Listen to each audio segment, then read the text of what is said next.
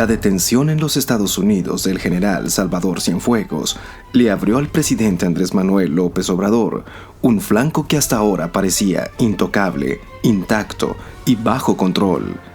El ejército mexicano, una de sus palancas para mover la Cuarta Transformación, entró en una fase crítica en la que están por abrirse expedientes que serán difíciles de cerrar, mucho menos de esconder.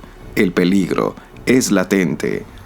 Dentro de las mismas Fuerzas Armadas existen intereses encontrados entre aquellos que están cayendo de la gracia por sus vinculaciones con el ahora acusado de proteger al narcotráfico y de quienes buscan reivindicar los espacios que desde hace algunos sexenios se les viene negando. Ahora es cuando, pero sin dejar de reconocer que la llamada Operación Padrino es un caso que debe manejarse con extremo cuidado. Lo cierto es que los expedientes abiertos se le acumulan al inquilino de Palacio Nacional, mientras que las decisiones inaplazables se postergan.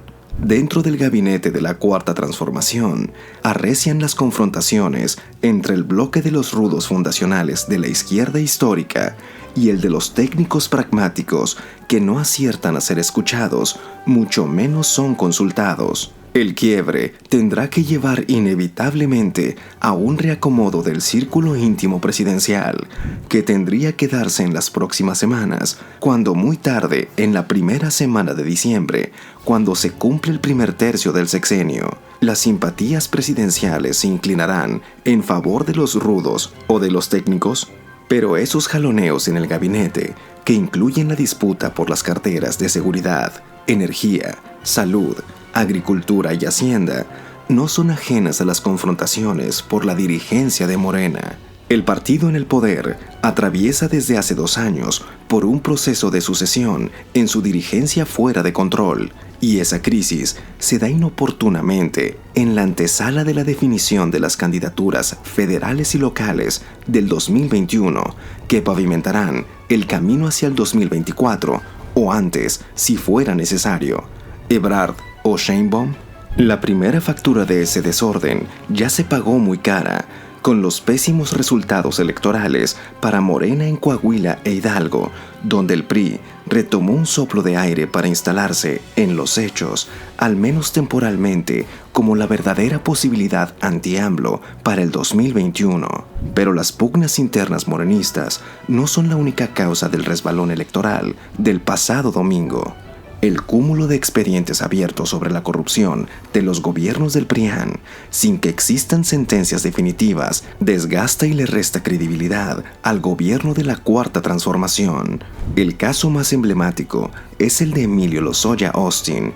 Es fecha de que en los 3 meses que tiene de pisar suelo mexicano, nadie puede ver, ni en fotografía, al exdirector de Pemex, inculpado por recibir sobornos de Odebrecht y de comprar el favor legislativo para la reforma energética.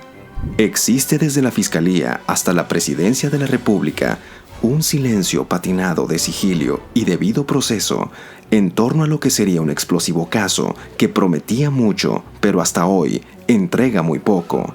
Lo mismo sucede con los casos de Alonso Ancira, AMSA y agronitrogenados, o el del abogado Juan Collado y la Caja Libertad. Ni qué decir de la estafa maestra y Rosario Robles, el último balance del petrolero Carlos Romero de Champs o del mismo Eduardo Medina Mora, quien renunció bajo presuntas sospechas de enriquecimiento ilícito. Nada está cerrado, y la cereza en el pastel es el reiterado rechazo del presidente López Obrador a admitir el mal manejo de la pandemia y en defender a ultranza a su epidemiólogo, Hugo López-Gatell. El peor escenario de los 60,000 muertos está rebasado ya por más de 20,000 y amenaza con cerrar el año en 100,000 decesos, confirmando que el índice más alto de mortandad contra contagiados del mundo lo tenemos en México. Y aunque todavía se resisten a aceptarlo, el rebrote del COVID-19 que viene sucediendo en todo el mundo está por hacer su entrada a México para amargar desde el Día de Muertos hasta la Navidad, el Año Nuevo y el Día de Reyes.